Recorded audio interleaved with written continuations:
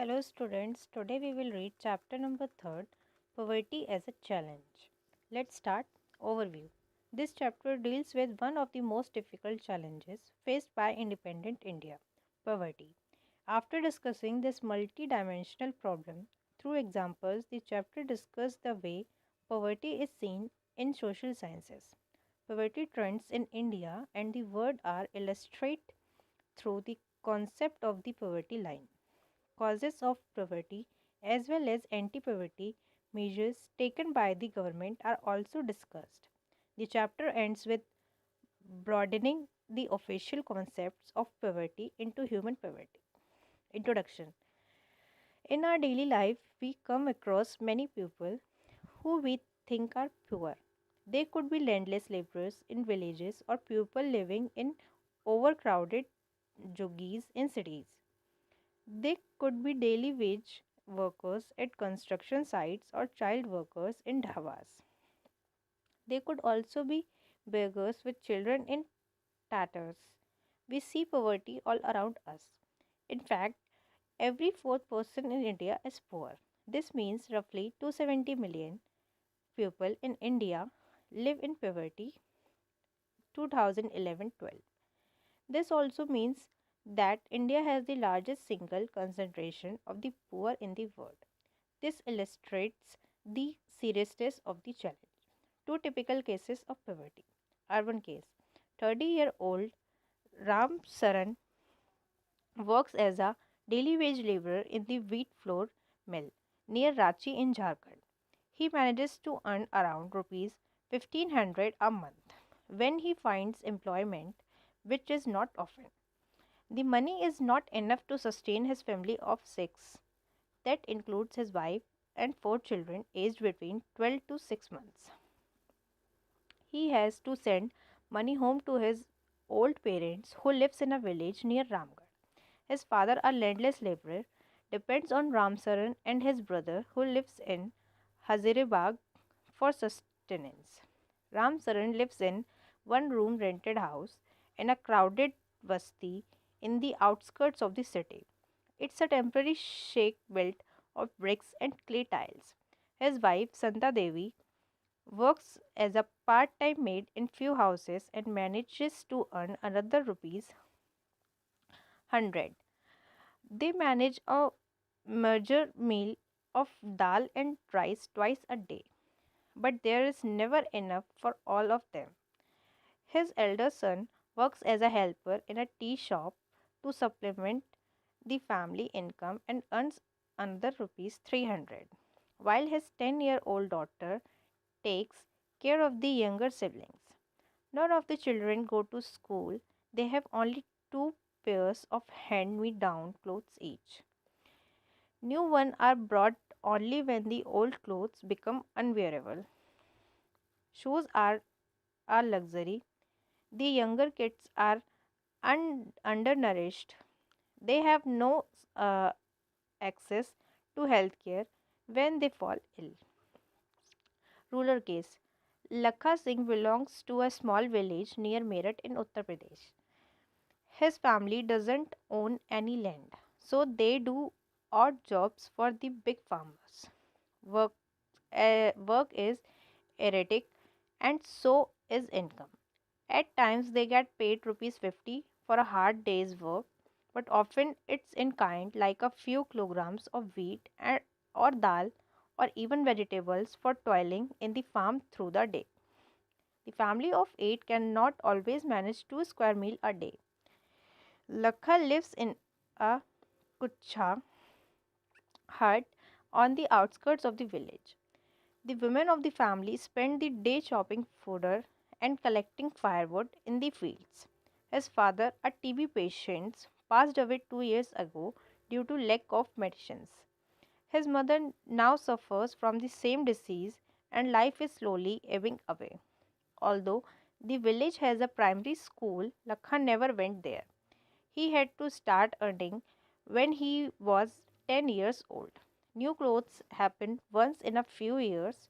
Even soap and oil are a luxury for the family.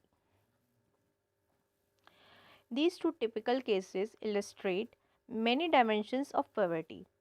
They show that poverty means hunger and lack of shelter.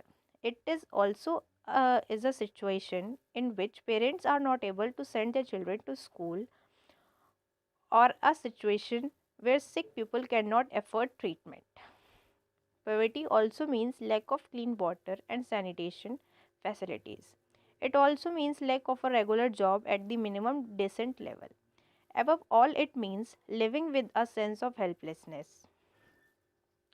Poor people are in a situation in which they are ill treated at almost every place, in farms, factories, government offices, hospitals, railway stations, etc. Obviously, nobody would like to live in poverty. One of the biggest challenges of independent India has been to bring millions of its people out of abject poverty. Mahatma Gandhi always insists that India would be truly independent only when the poorest of its people become free of human sufferings. Poverty as seen by social scientists. Since poverty has many facts, social scientists look at it through a variety of indicators. Usually, the indicators used relate to the levels of income and consumption. But now, poverty is looked through other social indicators like illiteracy level, lack of general resistance due to malnutrition, lack of access to healthcare, lack of job opportunities, lack of access to safe drinking water, sanitation, etc. Analysis of poverty based on social exclusion and vulnerability is now becoming very common. Poverty line. At the center of the discussion of poverty is usually the concept of the poverty line. A common method used to measure poverty is based on the income or consumption level. A person is considered poor if his or her income and consumption level falls below a given minimizing minimum level necessary to fulfill the basic needs. What is necessary to satisfy the basic needs is different at different times and in different countries. Therefore, poverty line may be vary with time and place. Each country uses an imaginary line that is considered appropriate for its existing level of development and its accepted minimum social norms. For example, a person not having a car in the United States may be considered poor.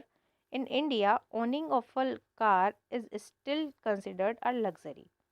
While determining the poverty line in India, a minimum level of food requirement, clothing, footwear, fuel, and light educational and medical requirements, etc., are determined for subsistence. These physical quantities are multiplied by their prices in rupees. The present formula for food requirement while estimating the poverty line is based on the desired calorie requirement. Food items such as cereals, pulses, vegetables, milk, oil, sugar, etc. together provided these needed calories. The calories needed vary depending on age, sex, and the type of work that a person does. The accepted average calorie requirement in India is 2400 calories per person per day in rural areas and 2100 calories per person per day in urban areas. Since people living in rural areas engage themselves in more physical work, calories requirement in rural areas are considered to be higher than the urban areas. The monetary expenditure per capita needed for buying these calorie requirements in terms of food grains, etc., is revised periodically, taking into consideration the rise in prices.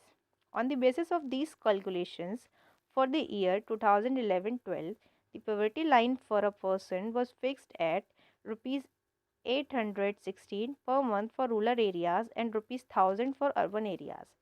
Despite less calorie requirement, the higher amount for urban areas has been fixed because of high prices of many essential products in urban centers. In this way, in the year 2011-12, a family of 5 members living in rural areas and earning less than about rupees 4080 per earning less than about per month will be below the poverty line. A similar family in the urban areas would need a minimum of rupees 5,000 per month to meet their basic requirements. The poverty line is estimated periodically by conducting sample surveys.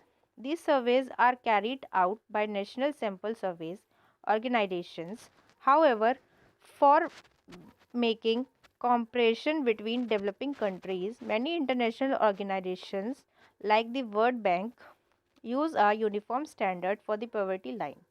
Minimum availability of the equivalent of uh, $1 per person per day. Poverty estimates. It is clear from table 3.1 that there is a substantial decline in poverty rations in India from about 45% in 1993-1994 to 37.2% in 2004 and 5.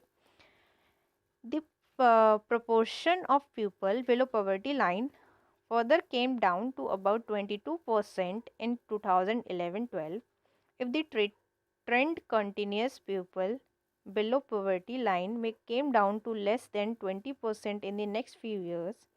Although the percentage of people living under poverty declined in the earlier two decades, the number of poor declined from 407 million in 2004 and 5 to 270 in 2011 and 12, with an average annual decline of 2.2 percentage points during 2004 and 5 to 2011 and 12.